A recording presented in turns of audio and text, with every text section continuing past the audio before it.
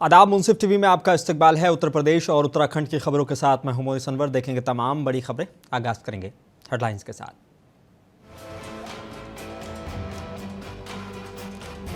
उत्तर प्रदेश के सीएम योगी आदित्यनाथ ने आजमगढ़ में पीएम मोदी के साथ की जनसभा। बोले, आजमगढ़ को बदनाम करने वाले हो गए हैं बेनकाब।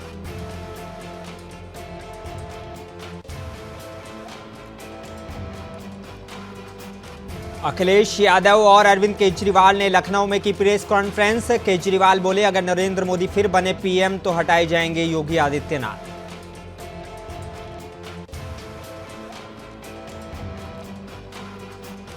झांसी पहुंचे मध्य प्रदेश के पूर्व मुख्यमंत्री दिग्विजय सिंह। कांग्रेस प्रत्याशी प्रदीप जैन को जिताने की लोगों से की अपील।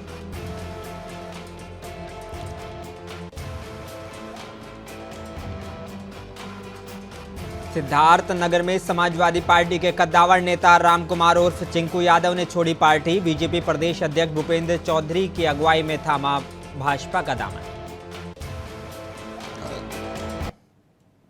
आइए बुलेटिन की शुरुआत करेंगे कुछ अहम और बड़ी खबरों के साथ। आजमगढ़ और जौनपुर के बाद प्रधानमंत्री नरेंद्र मोदी भदोही में जनसभा करने पहुंचे। इस दौरान उन्होंने पिछले 10 सालों में हुए विकास कार्यों का जिक्र किया। साथ ही विपक्ष पर निशाना साधते हुए उन्होंने कहा कि मेरे आने से पहले सोनिया जी एक रिमोट वाली सरकार चलाती थी।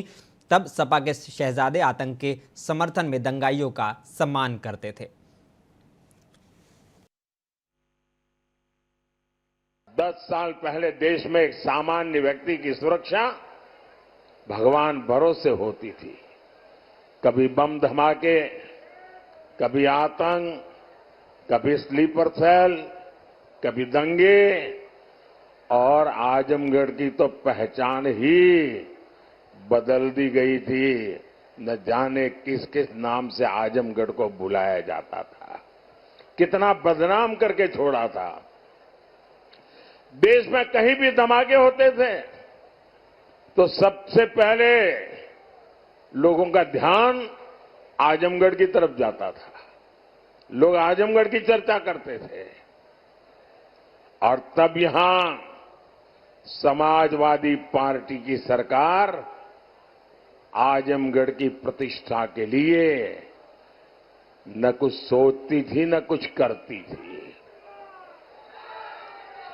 तब सपा के शहजादे आतंक के समर्थन में दंगाइयों का सम्मान करते थे। धमाके करने वाले आतंकियों को छोड़ा जाता था।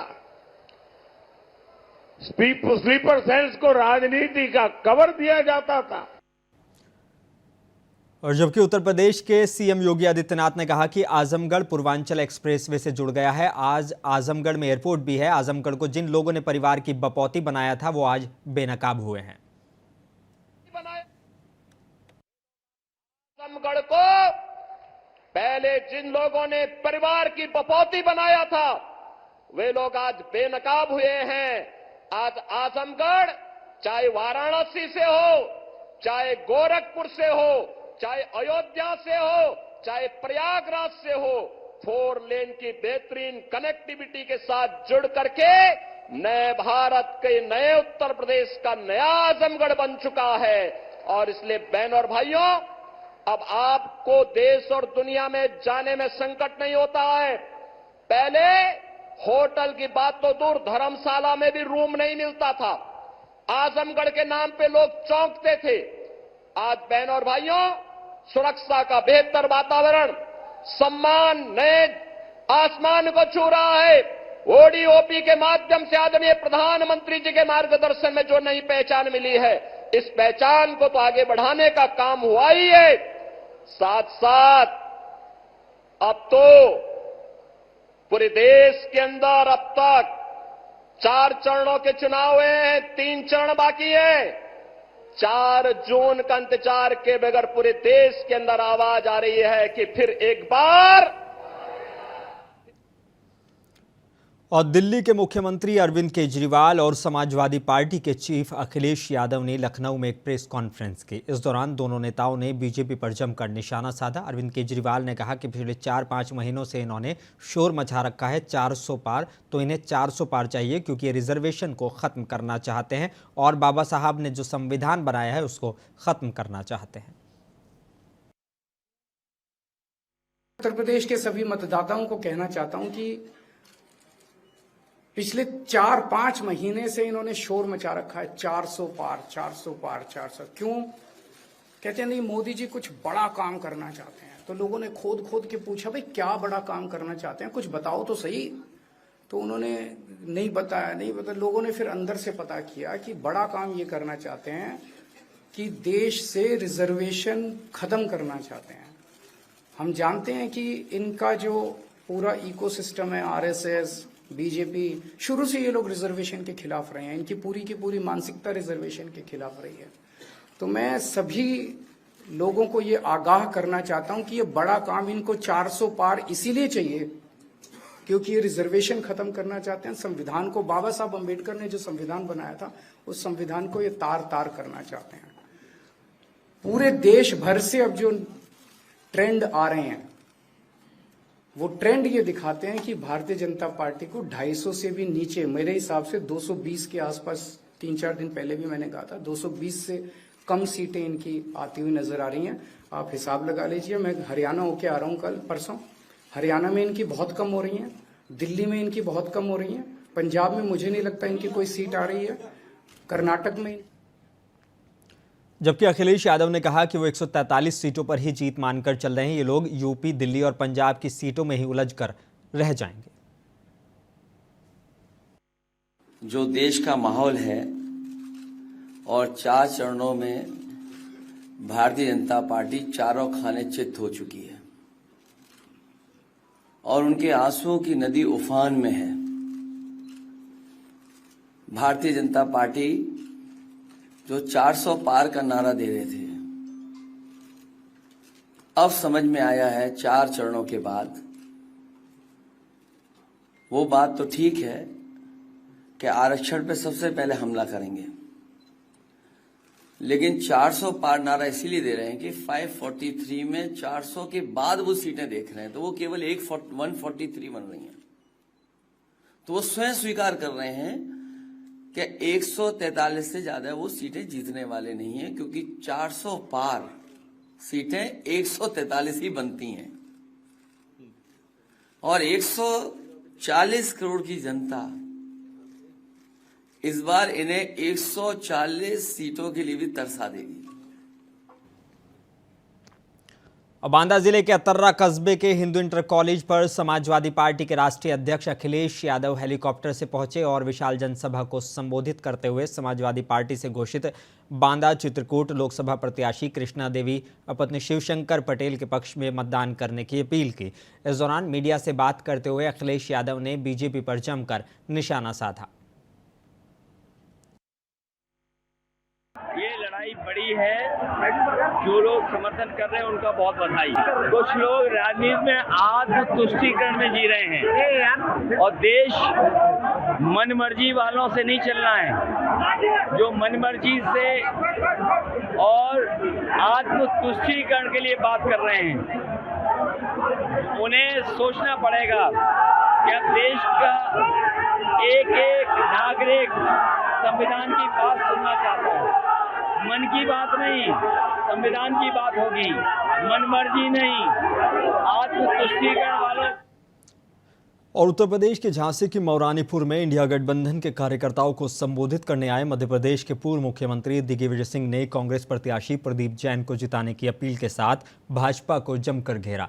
दिग्विजय सिंह ने कहा कि 10 साल में मोदी ने देश को बर्बाद कर दिया। उन्होंने कहा कि संघ परिवार के स्थान पर मोदी परिवार हो गया है। भ्रष्टाचारी भाजपा में शामिल होकर साफ सुथरे हो गए हैं।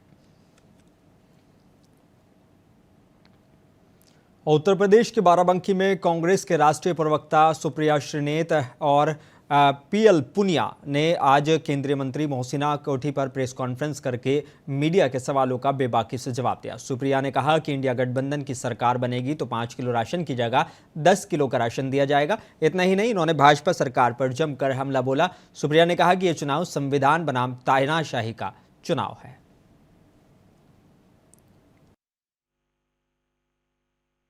प्रधानमंत्री नरेंद्र मोदी 10 साल से इस देश के प्रधानमंत्री हैं, 12 साल गुजरात के मुख्यमंत्री रहे। यह अलग बात है कि उन्होंने खाद्य सुरक्षा अधिनियम का, जीएसटी का, तमाम उन चीजों का विरोध किया, आधार का, जो उन्होंने सरकार में आने के बाद सेंटर में हमारी सारी चीजें अपनाई। 22 साल जिस व्यक्ति का निर्वाचित सदस्य रहने का एक्सपीरियंस है, वो एक चुनाव बेरोजगारी पर, महंगाई पर, आर्थिक असमानता पर, गरीबी पर, महिला सुरक्षा पर नहीं बोल सकता है। जब तक नरेंद्र मोदी जी हिंदू मुसलमान शमशान कब्रिस्तान 80-20 ना करें, वो चुनाव नहीं लड़ सकते। मोदी जी को म से मुसलमान दिख रहा है, उनको म से मणिपुर नहीं दिख रहा, म से महंगाई नहीं दिख रही है, म से महिला सुरक्षा नहीं दिख रही है। हमारे देश की बेटियां मेडल लाती है तो आप उनसे हाथ मिलाते हैं, और जब उन बेटियों पर कोई हाथ उठाता है, उनका यौन शोषण करता है, आप उन बेटियों को घसीटवाते हैं, सड़कों पे बूटों से लौटवाते हैं और संरक्षण देते हैं आरोपी को। आप कहते थे बहुत हुई महंगाई की बात, आपने तो आटा दही दवाई पढ़ाई पर जीएसटी लगा डाला। 50,000 बच्चों का सेंट्रल यूनिवर्सिटी से दाखिला वापस लिया गया क्योंकि माँ बाप अपने बच्चों को पढ़ा नहीं पा रहे। और सिद्धार्थनगर जिले के सपा के कद्दावर नेता रामकुमार उर्फ चिंकू यादव ने समाजवादी पार्टी से इस्तीफा दे दिया है और भाजपा प्रदेश अध्यक्ष भूपेंद्र सिंह चौधरी की अगुवाई में बीजेपी की सदस्यता ले ली। आज सुबह जब वो सिद्धार्थनगर जिले में पहुंचे तो भाजपा नेताओं और कार्यकर्ताओं ने चिंकू यादव का जबरदस्त स्वागत किया। चिंकू यादव ने मीडिया से बात करते हुए कहा कि पूर्व विधानसभा अध्यक्ष माता प्रसाद पांडे के उत्पीड़न की वजह से उन्होंने समाजवादी पार्टी छोड़ी है और नरेंद्र मोदी और सीएम योगी की राष्ट्रवादी सोच से प्रभावित होकर भारतीय जनता पार्टी का उन्होंने दामन थामा है।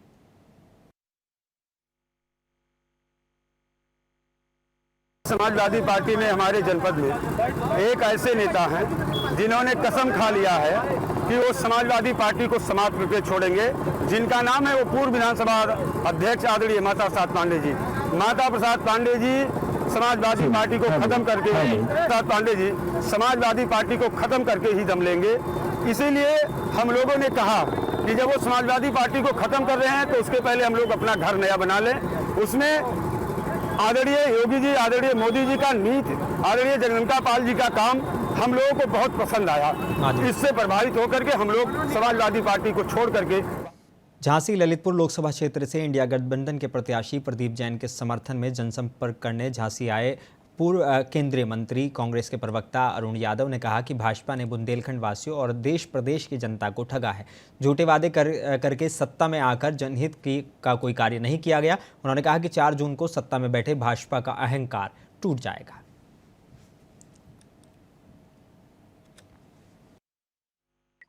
अलायंस पार्टनर्स सपा और कांग्रेस मिलकर उत्तर प्रदेश में चुनाव लड़ रही है और बहुत मजबूत स्थिति में हम लोग हैं।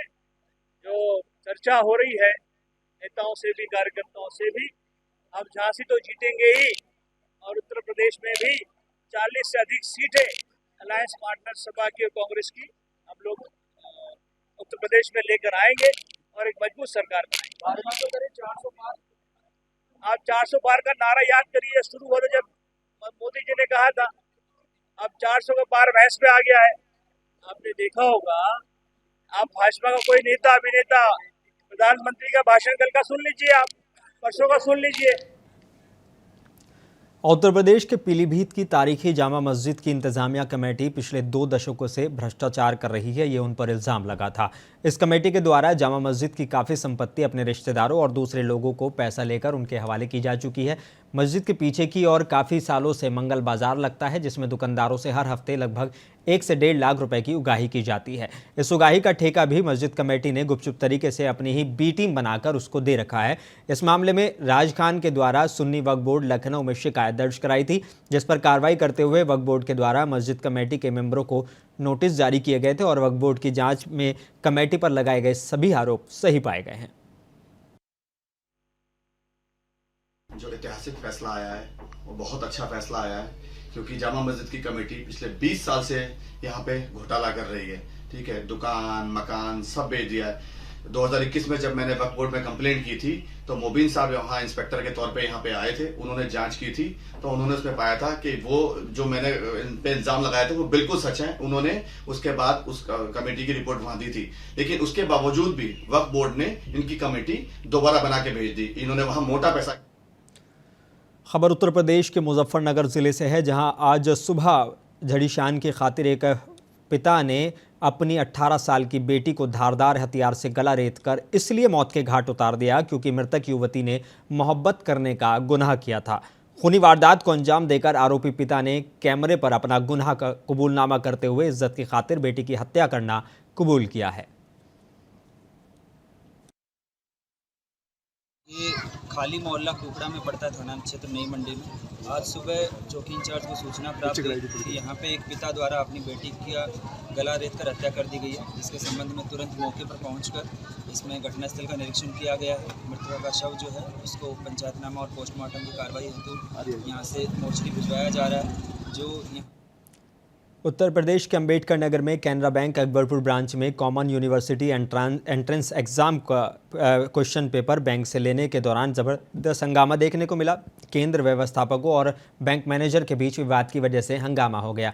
केंद्र के व्यवस्थापकों ने बैंक मैनेजर पर बदतमीजी करने का इल्ज़ाम लगाया है। बैंक में जो है पेपर जमा रहता है, सुबह 6 बजे हम लोगों को पेपर यहाँ सिटी कोऑर्डिनेटर के माध्यम से रिसीव करना होता है। कल सवेरे हम लोग आए 6 बजे, यहाँ 6 बजे पेपर इन लोगों ने जो है दे दिया। आज जो है एक लड़की लेके बैंक में चूंकि पड़े थे, अब उनको ये भय था कि लड़की का पोल खुल जाएगा। अब यहाँ भीड़ बढ़ती गई तो लड़की को तो अभी इन्होंने 6:35 पर करीब निकाल दिया, लड़की को बाहर निकाल दिया। और हम लोगों का ये पेपर अभी तक नहीं खोल रहे हैं और कह रहे हैं कि बैंक में केवल 2 आदमी जाएंगे, जबकि बड़े बड़े बॉक्सेज होते हैं। कल बैंक में जो है हम लोग अपने लेबर्स को लेके आए थे, घुसे थे बैंक में, जा करके सब बॉक्स निकाले हैं, बॉक्स लेके गए हैं। और आज जो है ये जो है गुंडई पर उतारू हो गया, बदतमीजी पर। उत्तर प्रदेश के जिला मैनपुरी में मिट्टी के अवैध खनन की सूचना पर पहुंचे एसडीएम ने बड़ी कार्रवाई को अंजाम दिया है। एसडीएम ने अवैध खनन में लगी जेसीबी को जब्त कर लिया है। एसडीएम प्रसून कश्यप ने रात में छापा मारते हुए ये कार्रवाई की है। साथ ही मिट्टी से भरे 2 डंपर ट्रैक्टर को खनन करते हुए पकड़ा गया है। 3 वाहनों पर 25-25 हज़ार रुपए का जुर्माना लगाते हुए सीज किया गया है।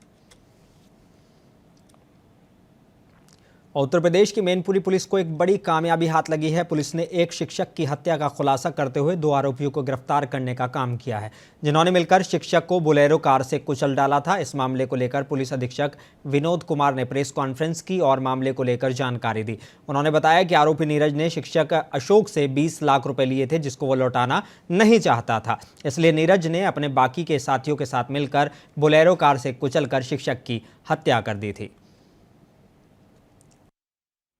अशोक सिंह चौहान थे जो पेशे से शिक्षक थे और 30 अप्रैल को इनका बोलेरो से एक्सीडेंट करके हत्या की गई थी, जिसमें अज्ञात में मुकदमा उसी दिन पंजीकृत किया गया था।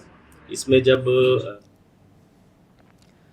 और उत्तर प्रदेश के झांसी में ट्रेनों में यात्रियों से मेलजोल बढ़ाकर उन्हें जहर खुरानी का शिकार बनाने वाले आरोपी को जीआरपी पुलिस ने दबोच लिया है। पुलिस टीम ने उसके कब्जे से दर्जनों नशीली गोलियां, आधार कार्ड, 4000 की नकदी बरामद कर ली है। पुलिस टीम के मुताबिक पूछताछ में आरोपी ने बताया कि वो और उसकी पत्नी मिलकर ट्रेनों में स्टेशनों पर यात्रियों के साथ बैठकर मेलजोल बढ़ाकर उन्हें कोल्ड ड्रिंक्स और या पेयजल में नशीला पदार्थ मिलाकर पिलाकर उन्हें बेहोश करते थे और लूटपाट करते थे।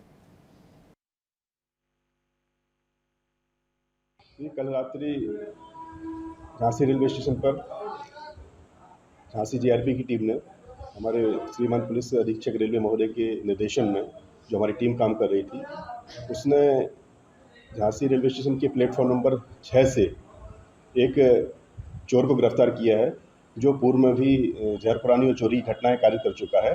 इसने झांसी जीआरपी थाने से संबंधित 13 अप्रैल को घटना कारित की थी। उसी संबंधित इससे एक 4000 रुपये, एक आधार कार्ड और साथ में 200 नशीली दवा टैबलेट।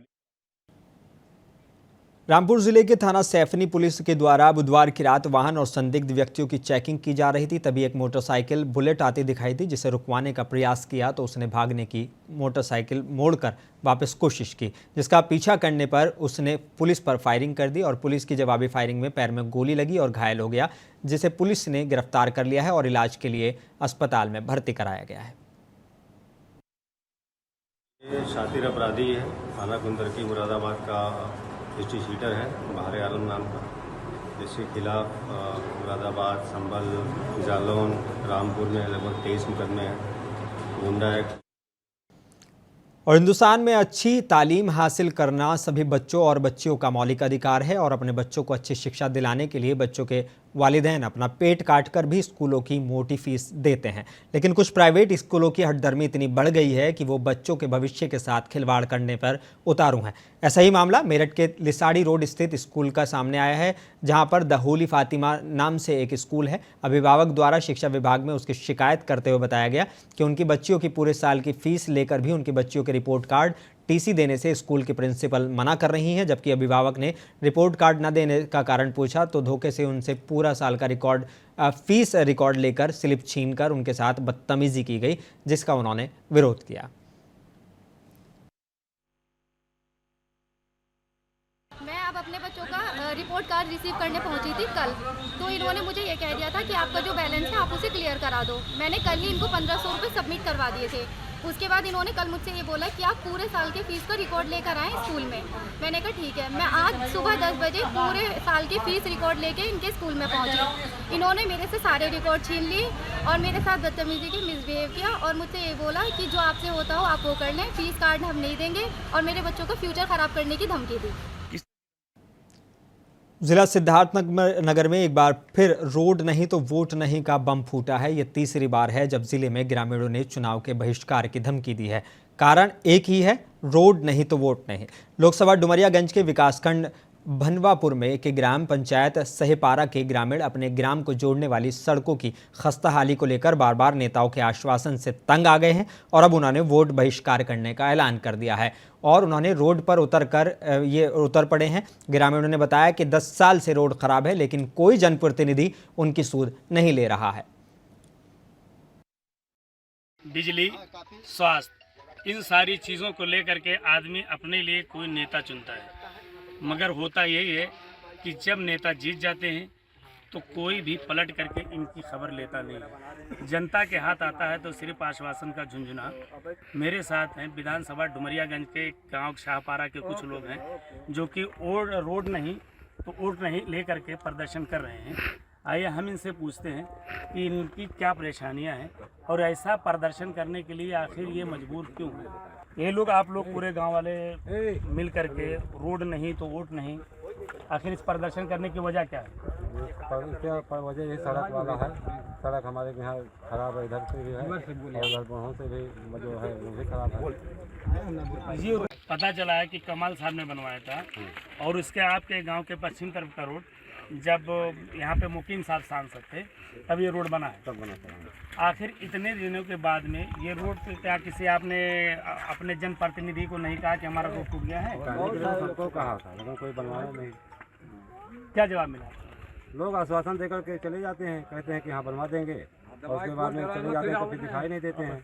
अरे जाने के लिए बच्चे जा रहे हैं तो गिर पड़ते हैं, हम लोग जाते हैं मोटरसाइकिल से तो भी खराब, चक्का से भी खराब हो जाता है, पंचर हो जाता है, कुछ हो जाता है और तबाह है, बहुत तेजी से खराब। हमारे देश में जबकि हर 3 साल के अंदर कभी विधानसभा और लोकसभा का चुनाव हर 5 साल पे होता, मगर 2-2-2.5 साल का अंतर रहता है बीच में। यहाँ 20 साल के भीतर 10 साल यहाँ पे बीजेपी के जगदम्बिका पाल सांसद रह चुके और यहाँ से विधायक भी 2 हुए, मगर किसी ने यहाँ की जनता के लिए सुध लेने की कोशिश नहीं की। आखिर जनता कब तक बर्दाश्त करे, क्योंकि जनता तो चाहती यही है ना कि हमारे लिए सुविधा करे, जिसको चुनती वो सुविधा वो दे, मगर जीतने के बाद नेता अपने सुख सुविधा में लग जाते हैं, जनता की सुनता कोई नहीं। मैं इरशाद फारूकी, सिद्धार्थनगर से, मुंसिफ टीवी। उत्तर प्रदेश के बुलंदशहर में रेलवे लाइन पर दौड़ रही मालगाड़ी की एक बोगी में आग लगने से हड़कंप मच गया। बोगी से धुआं निकलता देख मालगाड़ी को न्यू खुर्जा जंक्शन रुकवाया गया। आग को काबू करने के लिए बुलंदशहर और सिकंदराबाद से दमकल की गाड़ी मंगाई गई, जिसके बाद आग पर काबू पाया गया। बता दें कि मालगाड़ी हावड़ा से कोयला लादकर सहारनपुर जा रही थी। और लोकसभा चुनाव के 5वें चरण में होने वाले मतदान को लेकर चुनाव प्रचार चरम पर चल रहा है, जिसके चलते देश के प्रधानमंत्री नरेंद्र मोदी बाराबंकी जिले में एक विशाल जनसभा को संबोधित करने के लिए कल पहुंचेंगे। जनसभा स्थल पर कार्यक्रम को लेकर तैयारियां युद्ध स्तर पर चल रही हैं। भारी संख्या में जनसभा में लोगों का जनसलाप देखने को मिलेगा, जिसको लेकर के जिला प्रशासन ने भी तैयारियां पूरी कर ली हैं। जनसभा स्थल के आसपास रूट को डाइवर्ट किया गया है। उसके साथ ही सुरक्षा व्यवस्था को लेकर पुलिस ने पुख्ता इंतजाम किए हैं। और बुलेटिन में बस इतना ही। मुझे दीजिए इजाज़त, बने रहिए मुंसिफ टीवी के साथ।